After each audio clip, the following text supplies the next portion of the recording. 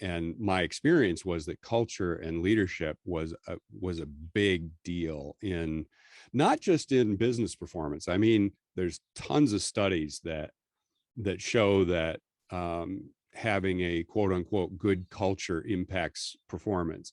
So there's lots of that data, but equally as important to me is the impact on people's lives.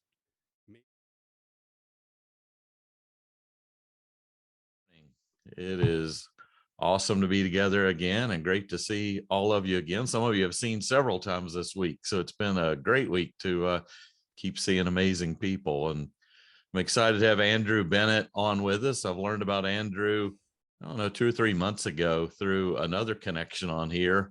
Andrew has a number of incredible experiences, and he has his own show that he does once a month called Happy Hour for Hope, which I think we will dig into a bit later about what he's doing there, but it's very similar to a lot of what you all are doing. So I think you'll find it interesting and some of his guests interesting. But you've done so many things in your journey, Andrew, that have brought you to this point of teaching leadership and coaching leadership and doing magic and hosting shows. You've got a lot of things going on. Why don't you take us back to the beginning of your journey and some of your inspirations and the things that have brought you to where you are today? Well, thanks for having me here, Randy, and good morning, everybody from my yard in Washington, D.C. There's Jenny. She's our mutual friend. So good to see you, dear friend. Thank you for making this connection. So let's go back to the beginning. I have always been very busy. I grew up in northwestern lower Michigan on a farm, on a cherry farm. And our town called Beulah had 421 people. So you never had to use your turn signal in Beulah because everybody already knew where you were going. Very small.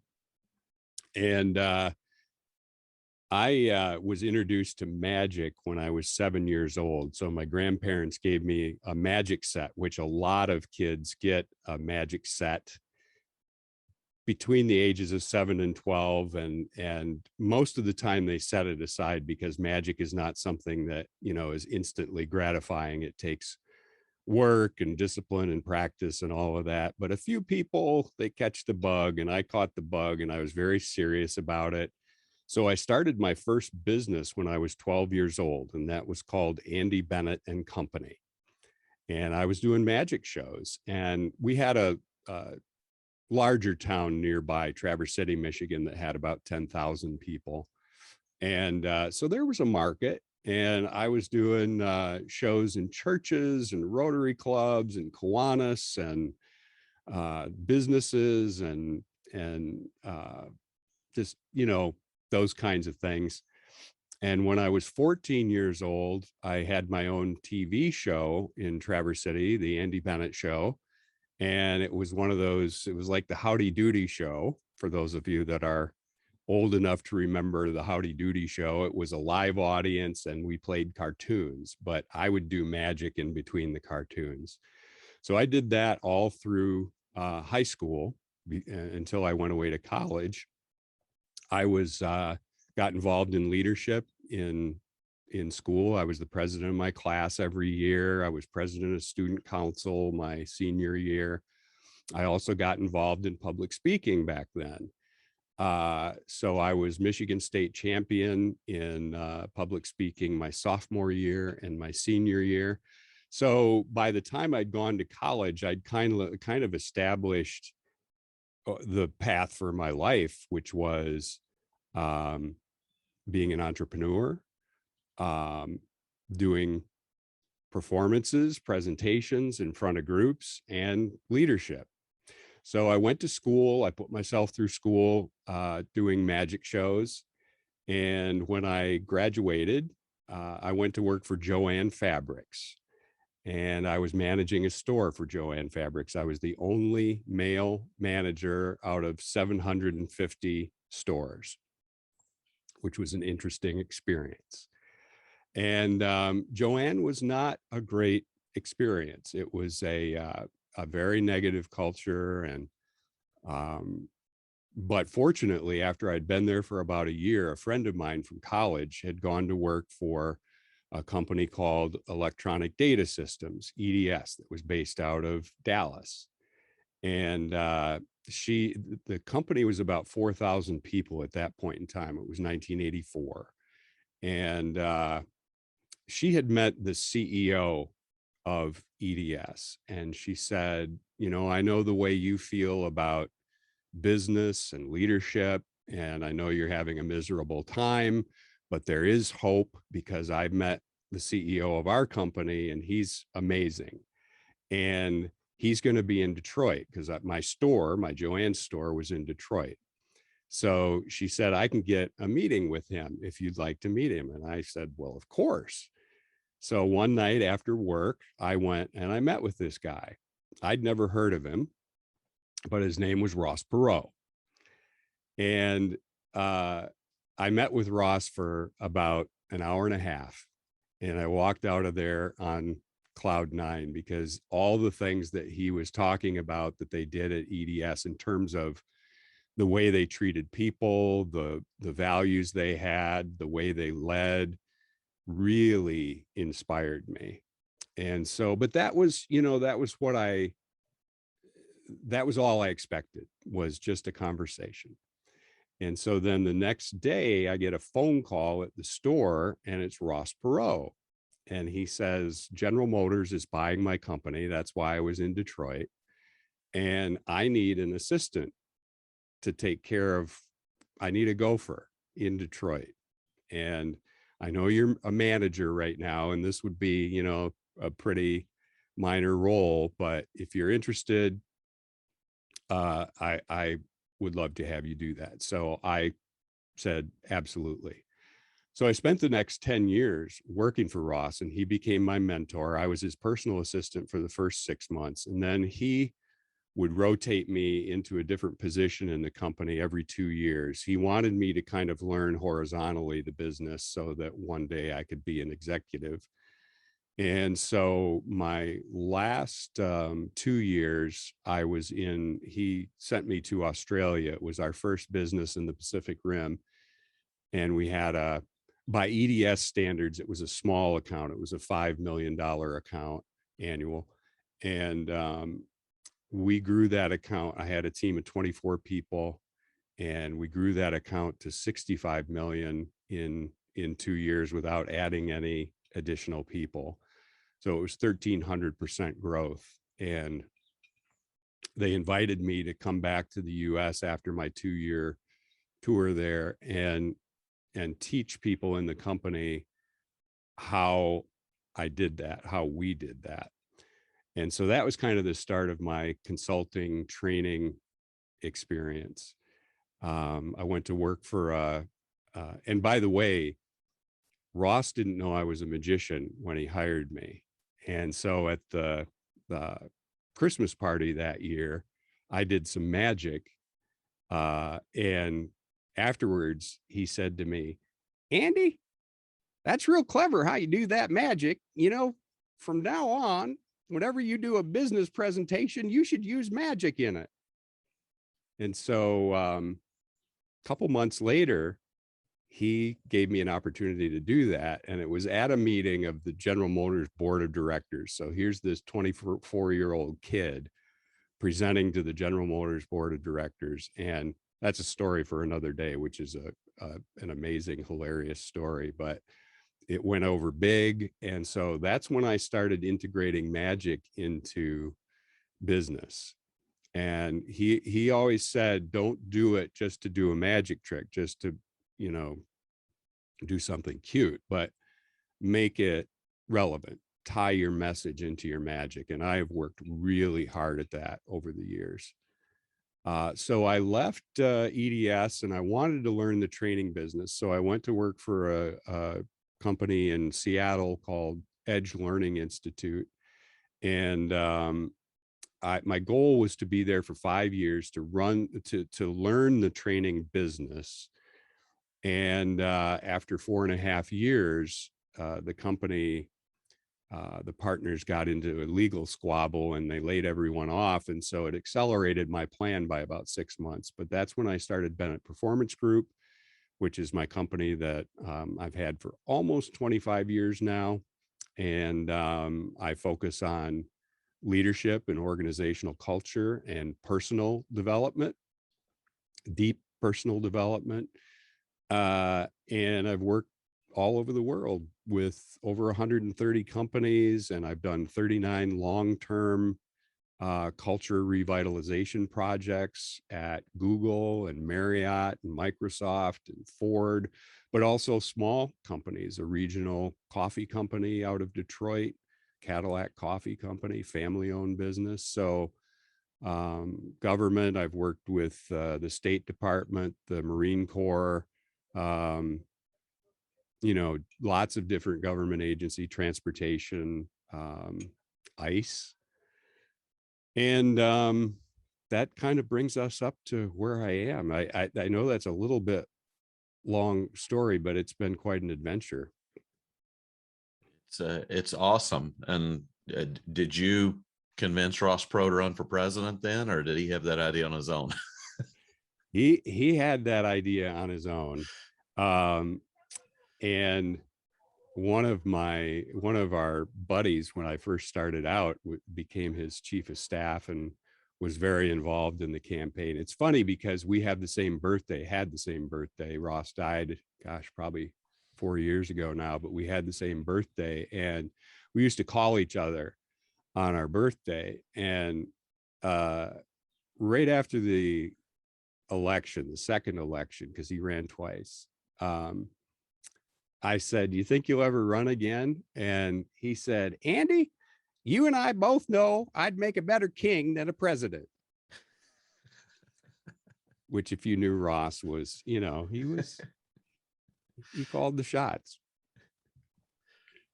I want to go over here to Drew, because I know we're going to dive into this issue of culture and the challenges people have hiring and retaining people today. And I think Drew's going to take us there quick. So cool.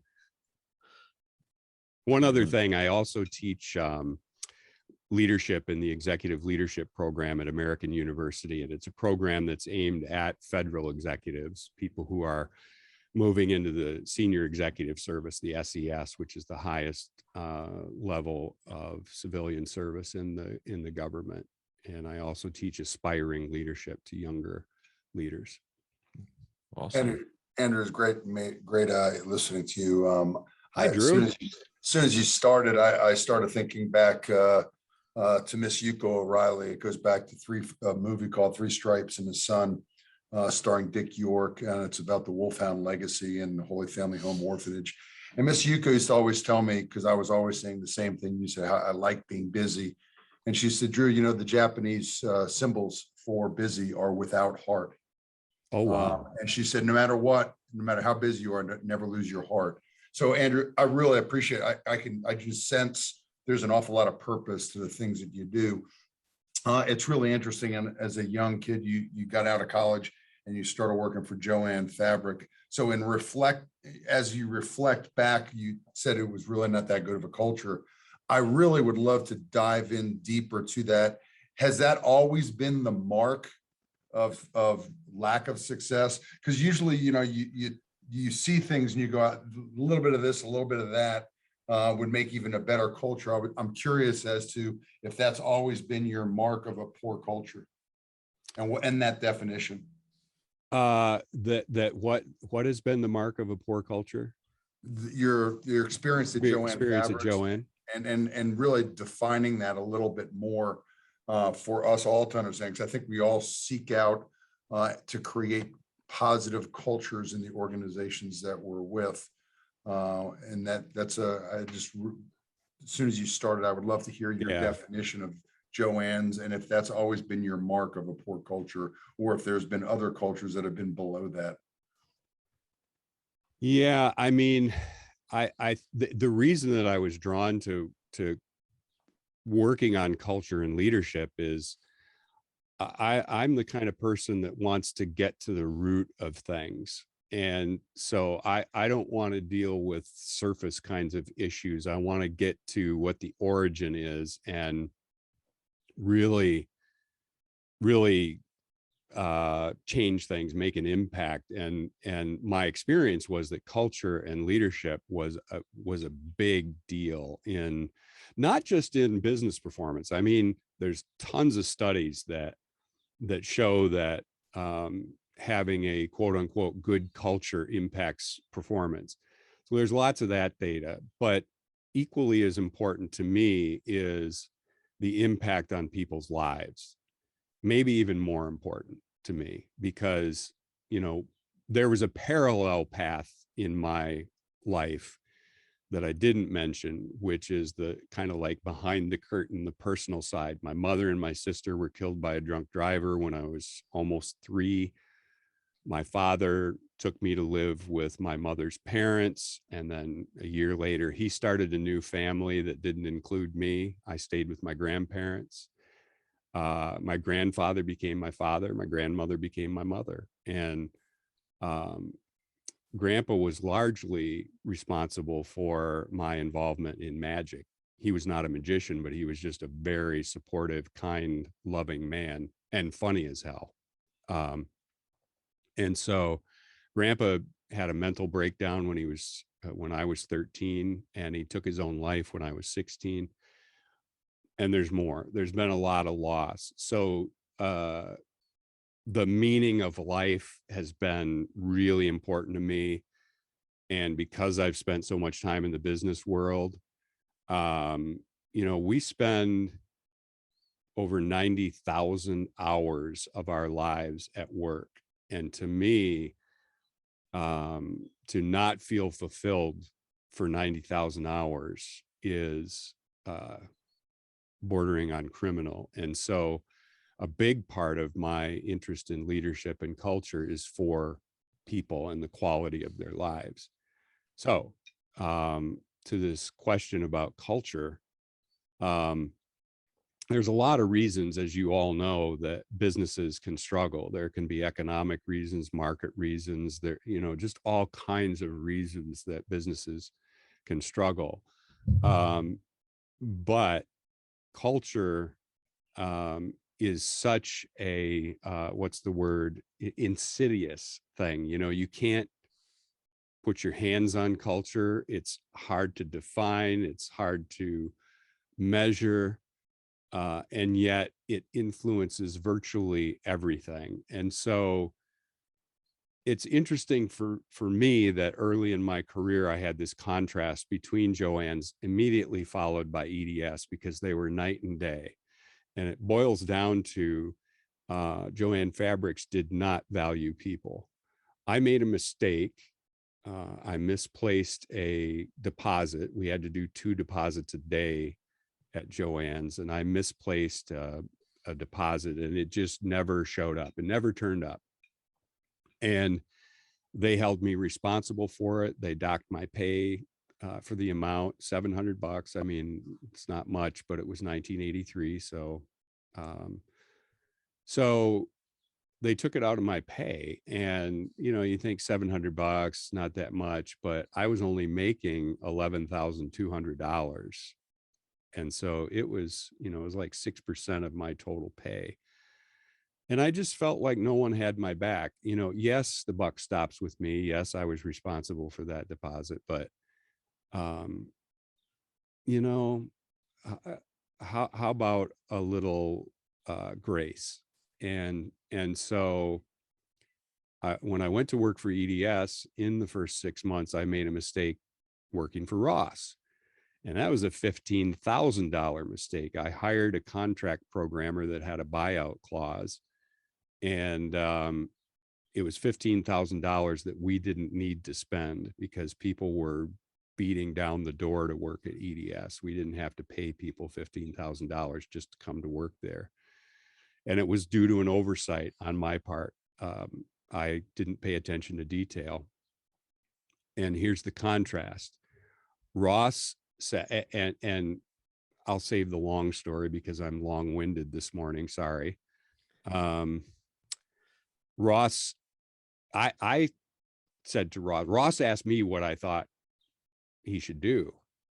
And it was one of those dramatic, you walk into the office, and I don't know if any of you have ever had a boss do this, but you walk in and they invite you to sit in their chair.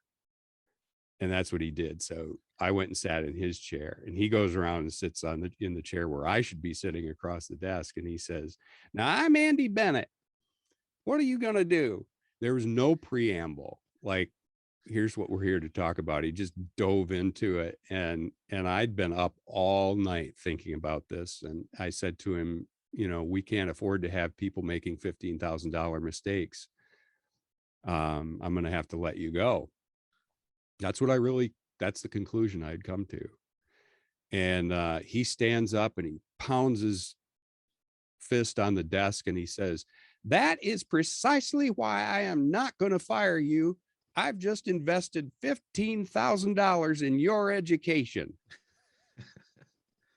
So you look at that contrast between Joanne, who just turned their back on me when I made a mistake, and Ross Perot, EDS, who I made a huge mistake. And he said, "This is part of your learning and I'm invested in you." Those two cultures were absolutely night and day.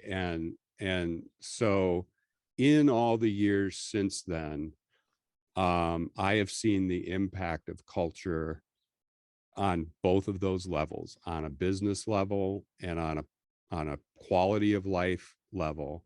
And it's thrilling. Not every project I've worked on has been a success. There have been projects where we've had an initial success in really revitalizing a culture or shifting a culture. And then because of that, I think of two projects where they were so successful that the leader got promoted, went to another part of the organization, and they brought in a new leader who didn't share the same values, who hadn't been through the same process. And they had a more of a focus strictly on the bottom line. And I had one leader tell me, I said to one leader, he was a chief financial officer at a university. And I said to him, as I talk to people, they feel like they don't get enough appreciation. They just like a little thank you every now and then. And he looks at me and he kind of sneers and he says, "Their paycheck is a thank you." And I just thought, man, so those kinds of leaders came in on the heels of these great positive leaders. And both of those organizations that I'm thinking of no longer exist. And I think it was those kinds of leaders were in kind of a premonition of how the leadership in those organizations, how it was shifting. And so culture just has such a huge impact on the business and on quality of life. It's so important. Let's go over to Lydia. I think she wants to talk about another important component of leadership around integrity. Right. So, Andrew, do you like Andrew or Andy? What's the best way I went to Australia, Andy, and I came back Andrew. So I'm Andrew now. Okay. So I love what you're talking about and what you have to say. So I'm a therapist that 20 years ago backed into working with leaders, and the depth of leaders, who they really are, is so integral to what they can create. And well, my big hairy opinion is that most businesses really miss that. So I'm so excited about what you're saying, because you are my people. It's like, oh my God, Yeah. like you are saying exactly what I see and what I believe. And it's exciting that you've had so much success, and yay, that's fantastic. Yeah. It is. I think it's the road less traveled. Not many leaders want to go there. I've started, well, for several years, I've been extremely careful about the leaders that I work with, that they are people who really genuinely want to look at themselves. And I worked on a project that ended about 3 years ago. It was a 4-year project, another university, and the leadership team, it was a 4-year project, and I ended it after 3 years because the executive leadership team did not want to do that introspection, and they kept dismissing the feedback. I was using a feedback instrument to gather data to help them understand how they're perceived, and they didn't want to own it. And so after 3 years, I talked to the president and I just said, I can't help you. And I can't keep taking your money. So but at the beginning they said, yeah, that's a great idea. We need to look inside. But then, when you get into it and you start having to be honest about how your internal stuff may be getting magnified out in the world, it can be tough to want to own that. Tough, but amazing. So When if you do, when somebody really taps into the courage of that, and it's a gorgeous journey when somebody really steps into who they really are and can communicate that in a way that's beneficial to their people. It is, wow, there's nothing better in the whole world. I agree with you. Yeah. I agree with you. So thank you for being here. Really, I'm so thrilled to know you're in the world, Andrew. Well, I'm thrilled to know you're in the world, Lydia.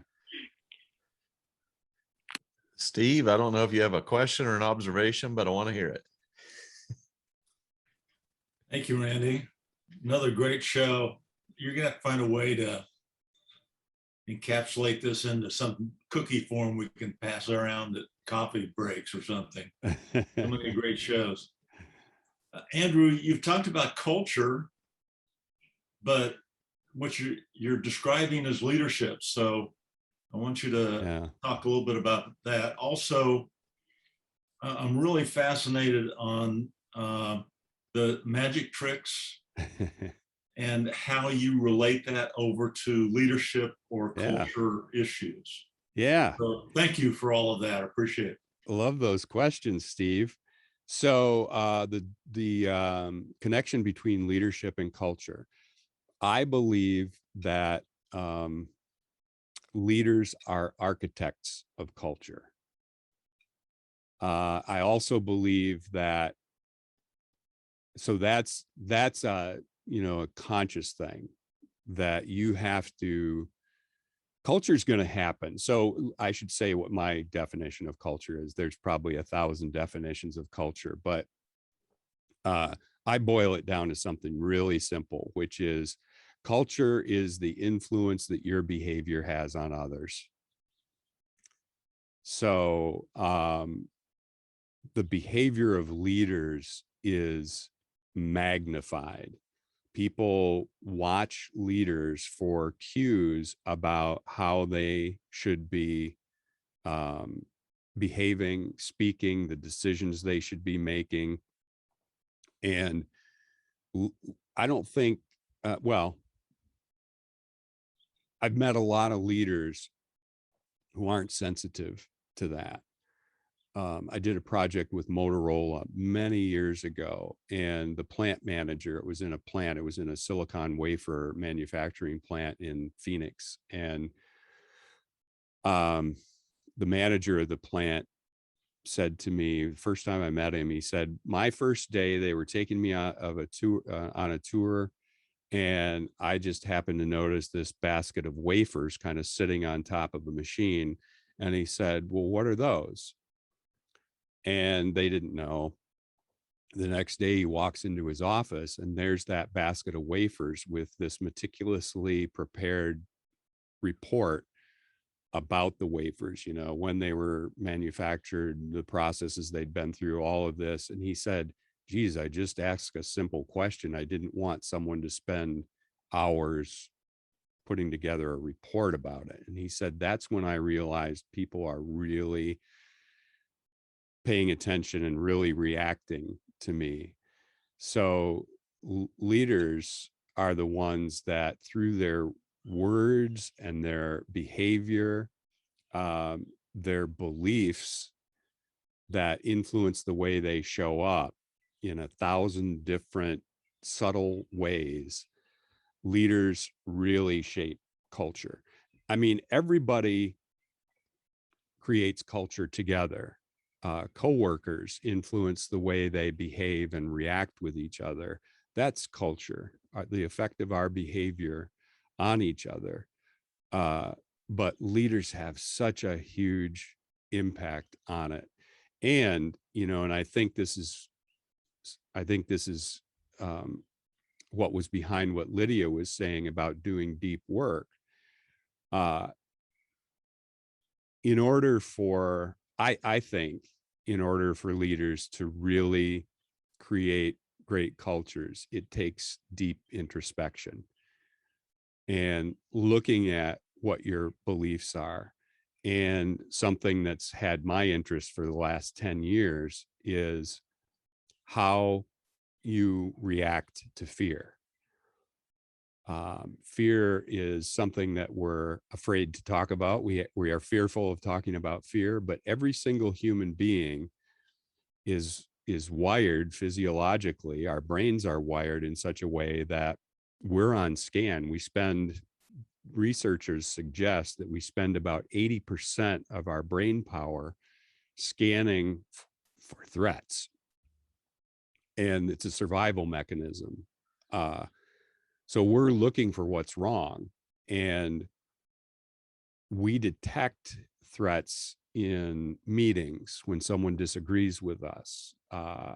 There are just all kinds of situations that trigger us, that put us into a reactive mode. And this is where the way that a leader behaves is absolutely critical. So being able to know your own reactive tendencies and being able to manage your reactivity in a way that doesn't create more fear. One of the hot buzzwords in the business world these days is psychological safety.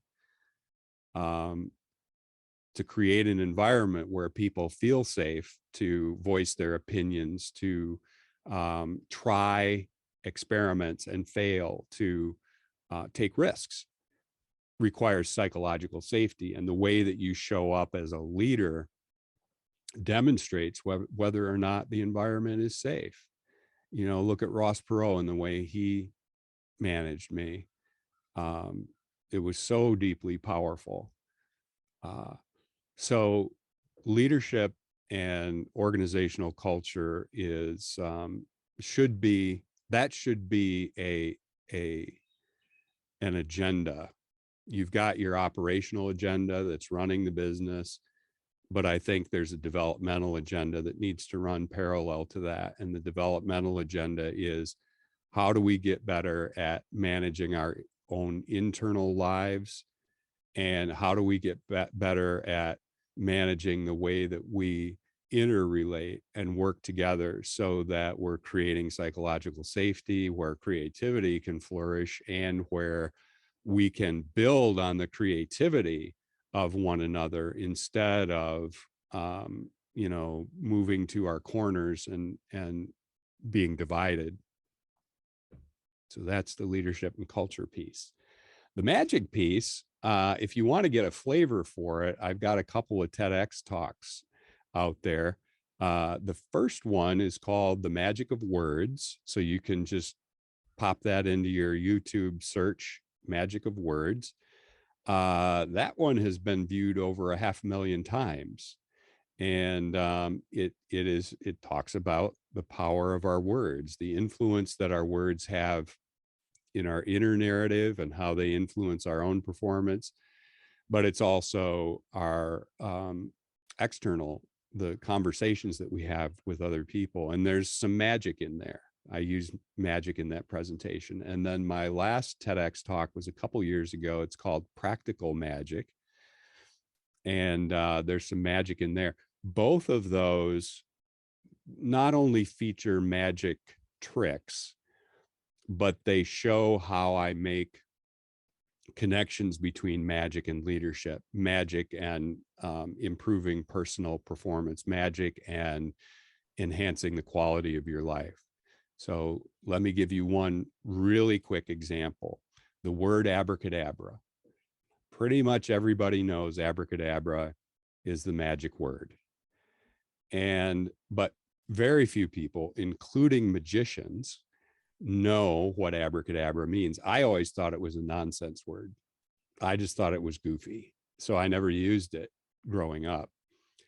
But I learned about 10, 12 years ago that abracadabra is an Aramaic word. So that's an ancient sacred language that it's believed that Jesus spoke Aramaic, predates Hebrew. And abracadabra means what I speak is what I create.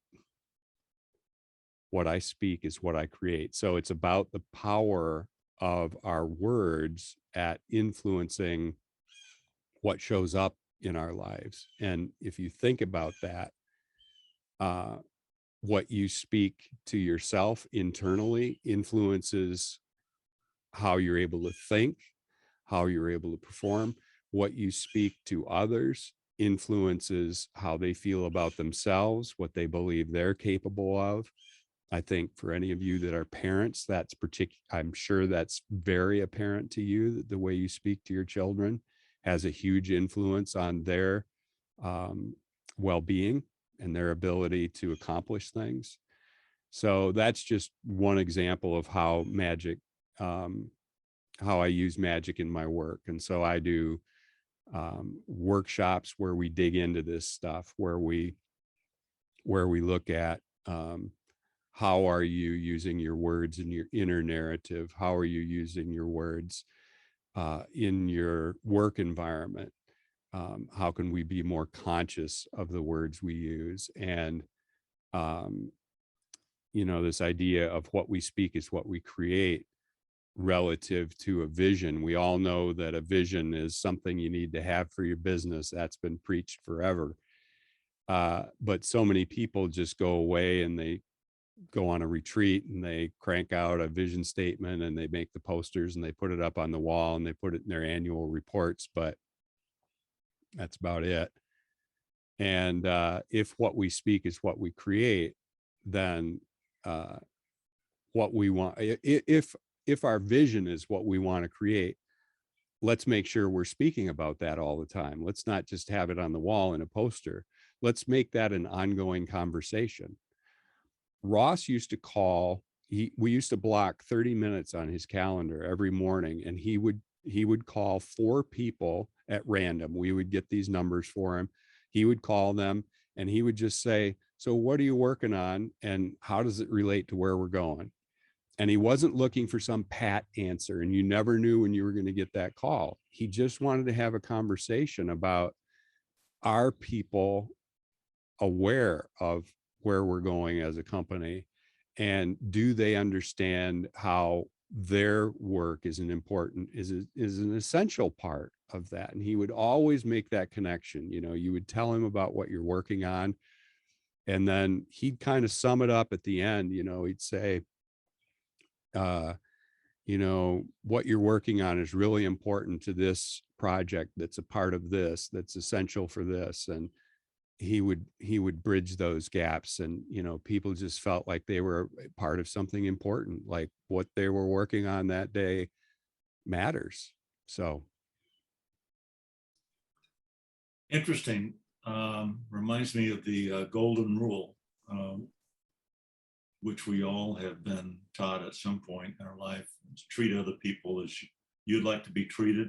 I think the great variation of that someone shared with me not too long ago is treat other people as they would like to be treated. Yes. You mentioned grace, empathy, or two words that are interchangeable in that version. Yes. Yeah. Let's go to Mike.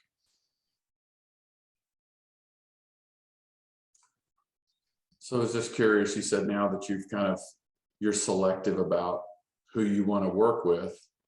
And I'm curious, what would the top 3 questions that you would ask somebody to determine if this person is somebody I really want to work with, or if I don't?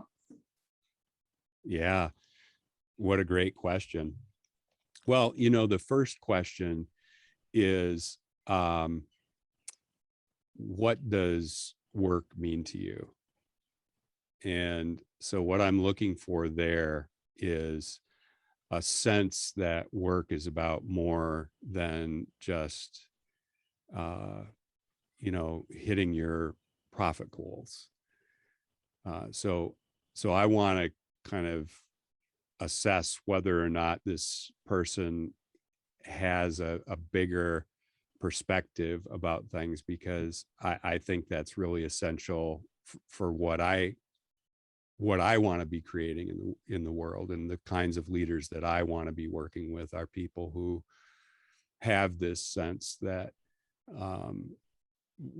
work is also life. The work-life balance is, I think that's a very limiting kind of perspective. So what is work about to you? What does business mean to you is the first question.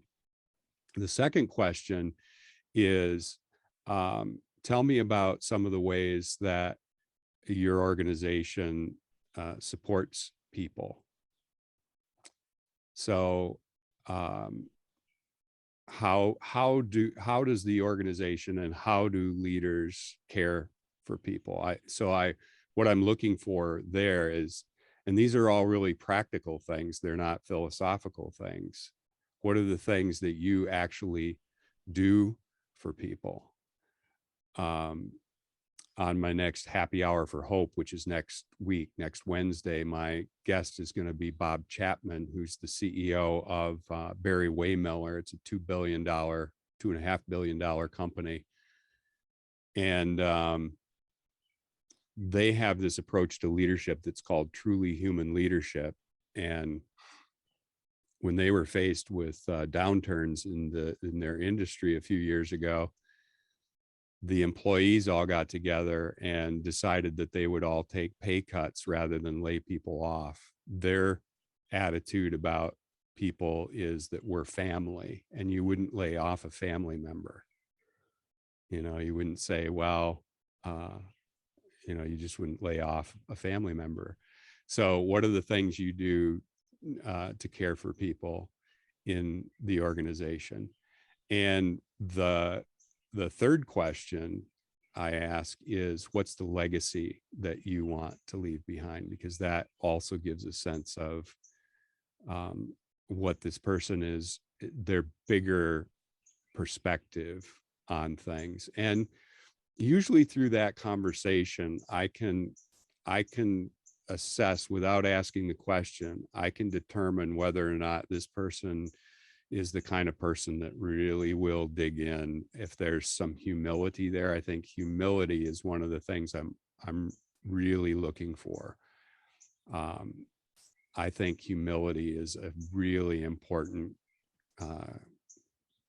quality for this kind of leader we're talking about to have. Those are great answers. Good things. My brother just told me a quote. We're in a music business, and we do 75% of our business in 45 days out of the year. So that's why I look untanned compared to everybody else on the screen. I'm on day 46. But so that's because of the beginning of the school year. Yeah. And we were always told, boy, you don't take a day off during that. Well, it turned out my brother's daughter decided to get married right in the middle of it.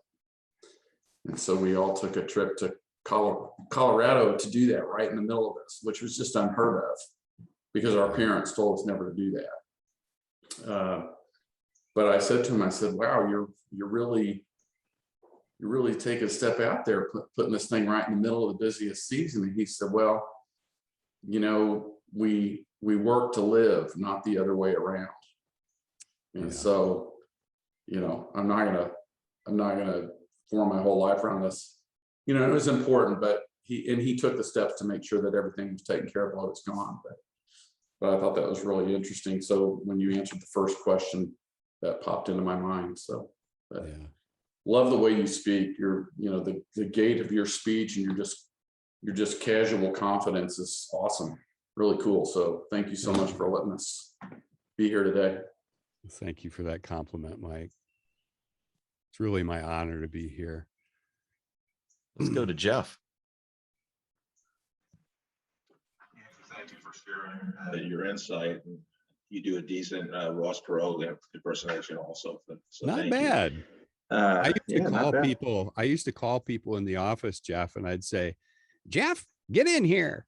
It was the greatest practical joke. I love it. They'd come back, you know, and they'd be like, Andy, you son of a bitch.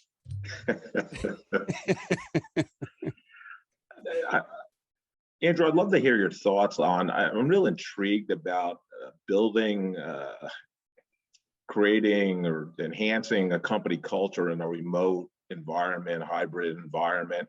I think, you know, existing employees understand the corporate culture, right? So they're used to it. So going out to their homes or wherever they're working, they know what the culture is, but onboarding new team members, I just would love to hear your thoughts on how do you share that culture and embed the culture in new employees?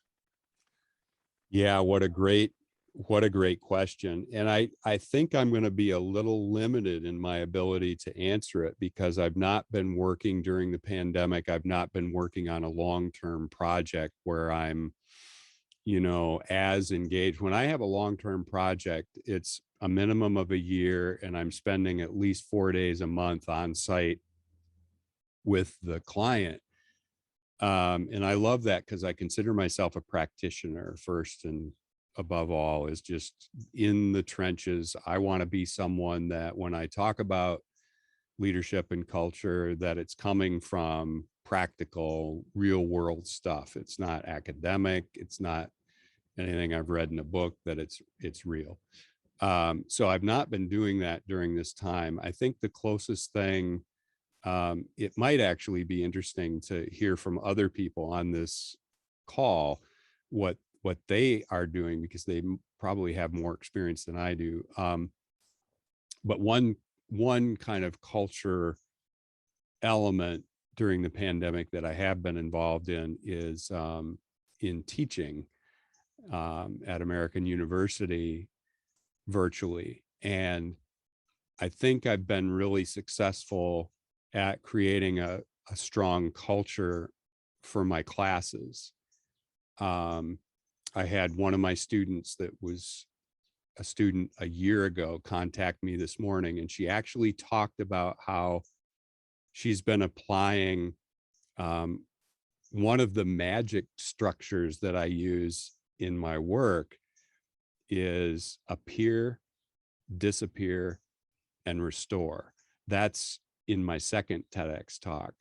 So when you're learning how to do magic, you learn how to make something appear, you know, like a coin from behind someone's ear. You learn how to make something disappear, and you learn how to restore something that's been cut or broken or whatever. And when you think about it, it's an amazing model for making things happen, or for rebooting, writing a new chapter, revitalizing. You know, let's stop. And I'm starting to do this. I have a project that's starting in a month with Feeding America. They're the kind of the mothership for over 200 food banks across the US. They're the second largest nonprofit in the US. And I'm helping them develop their CEO Institute. And one of the things we're looking at is taking a pause during the pandemic to say, all right, we've been largely reactive to what's going on. What has the pandemic informed us about? What have we learned from it? And so based on that, what do we want to make appear? If we write, let's think about writing a new chapter right now. What do we need to make appear? What needs to go away? What needs to disappear? And what do we need to restore?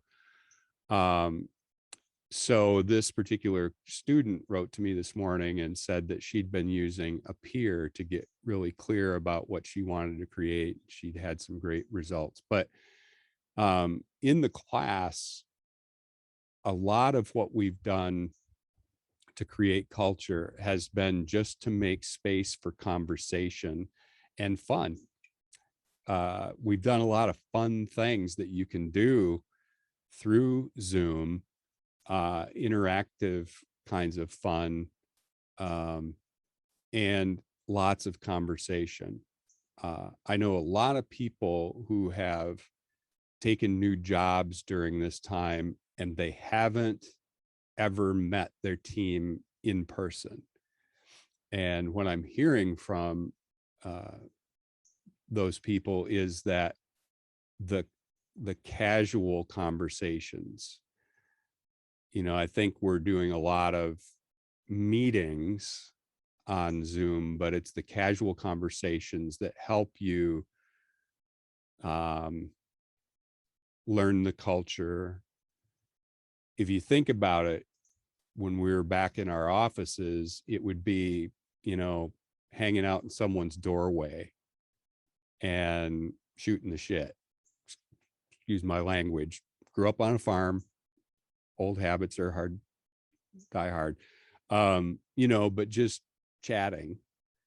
And that's making that kind of space for just having conversation. Conversation is a very important part of culture and learning culture. But like I said, I think this, here we've got, I don't know how many people, but, some of you may have experiences that would be worth sharing about Jeff's question. Yeah, it's a pretty common thing that's come up over the past year of how do you get deep roots in the culture. And so I don't think anybody's got it figured out yet. Everyone's trying different things, but it's not going away. Work from home, some component of it is here to stay. As we get the daily articles about the Great Resignation, there are people that have found that there are components of their life that they like, not having to commute every day and being able to get to their kids' ball games and being able to take a walk in the evening and not be in a car. And so, we're going to continue to evolve on this path some. I something just occurred to me from a conversation I had a couple weeks ago that's relevant to this. And it's, I was coaching a leader, and we were talking about culture in this environment, and I asked him, how do you embody your culture? How can you embody your culture in a virtual context? And we have our next conversation tomorrow, so I'm not sure what he'll come up with, but that was the question. Because I think a big part of what helps people understand culture is how you embody it as a leader. How do you demonstrate the values that you say are important to your culture? How do you embody that in your words, in your actions, in your decisions, the way you treat people? Are those consistent with the kind of culture that you say you want to create? And so how do you embody that in this virtual environment is a question worth thinking about.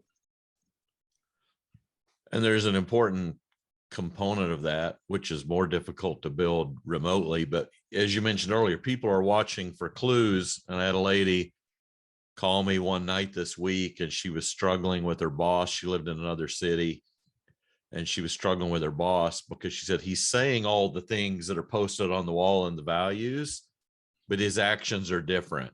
So we're saying, we want you to be a whole person and have a balanced life, and we value you, but I'm emailing you at 1 a.m. or I'm coming in the next morning and sending an email telling you how I worked 12 hours to fix something you screwed up. And so what he's saying doesn't match the words on the wall. And I said, well, that's trust. You know, you build trust. People are looking for clues of harmony between those things. And so I think trust is an important component, that whether we're doing it by Zoom or looking at the emails or listening to the messaging, we're trying to find some kind of alignment.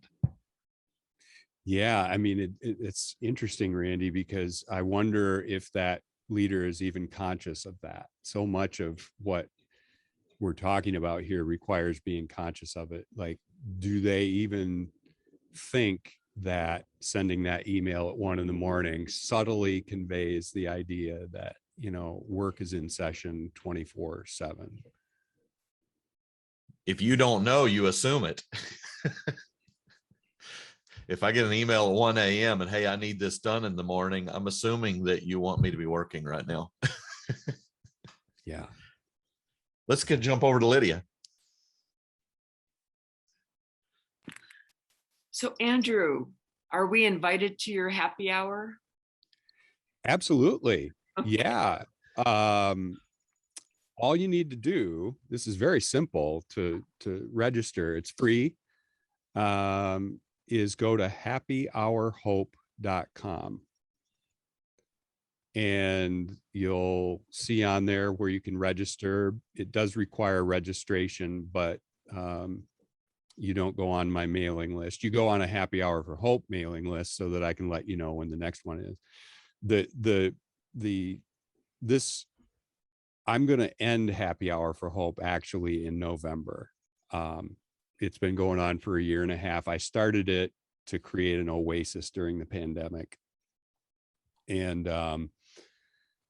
I need to take a break from it. And also there's going to be a revitalized version of it coming back probably in 6 months or so. And it's interesting, Lydia, that you used the term courage earlier, because I'm leaning more and more into that issue of courage and leadership. And so I think the new broadcast will probably be something like leading, living, and loving with courage. So, but yeah, next Wednesday at 6 o'clock Eastern time is Bob Chapman. And it's typically a small gathering like this. And so it gives you the opportunity to chat with who Inc. magazine called the #3 CEO in the world. Wow. Wow. I want to make a comment about courage too. What is a great privilege for me is helping leaders to discover where they have courage, where they don't see it themselves. So it's a very different journey than whatever the definition, or even maybe the typical definition of courage, and really unpacking that leader's history and journey to help them to see themselves in a new way that will then leverage those gifts and that courage moving forward.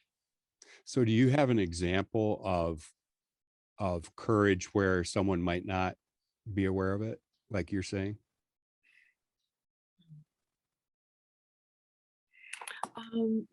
Absolutely. Right. So I work with one company in town that I absolutely adore. They happen to be a concrete business, and so kind of salt of the earth people. And the leader is an incredibly good person who did not see himself as particularly anything, and he's extraordinary. So helping that person to really get a sense of their genuine power in the best sense of the word, right? Like that, you know, like from here, it's just like, wow. For them to be able to, well, do you know, sometimes, I mean, you talked about humility. People can be so humble that it's a weakness, or, you know, that they overdo the humility piece. Yeah. And that was the case with this wonderful person. And helping them to get comfortable with they really are more than they're presenting, and how it's their obligation and their privilege to really use that, because their people need them to step in more profoundly. And oh, by the way, they deserve it, because there's no smoke and mirrors. They're the real deal. So why not be more profound in how you show up as a leader? Yeah, I love that. And it's like you said, it is kind of owning your power for the best, for the best reasons, not power in terms of domineering other people, but using that to help people and to elevate your business. I love it.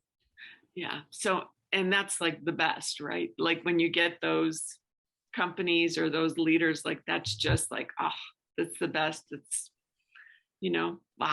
just unbelievably great. And so beautiful to see what happens for that leader and then what happens for their people. Yeah. I mean, so it's not a selfish act for them to really embody that at all. It's, if anything, it's a great gift to their whole culture, their business. It absolutely is. Yeah. Yeah. So thank you. You bet. I love that Jenny pointed out that values are for living, not laminating, which is a great quote. But yeah, I've never heard that. That's awesome. People are watching us to see what we're doing as leaders, and they're going to form their own opinions about the culture and the direction from the actions we take and the things we do more than what we say. So it's really, so Jenny, you've made it really simple for me. I'm going to keep that one. Well, Andrew, this was awesome. It was inspiring. I just love spending time with you. I'm really looking forward to next Wednesday. For any of you that can join, Bob Chapman, that story is just legendary in business leadership of what they've accomplished there. There are so many people that point to that organization as a model. And so I think it's going to be awesome to hear him talk about what they've done.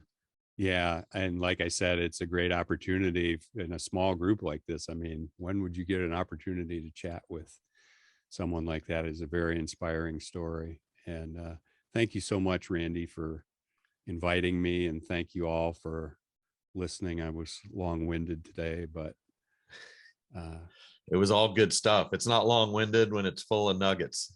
Good deal. Well, great job, Andrew. Great questions, everyone. It was an awesome morning. So you guys have a great weekend, and look for Happy Hour for Hope for next Wednesday. And hopefully I see some of you there, and see you again next week. Bye, everybody.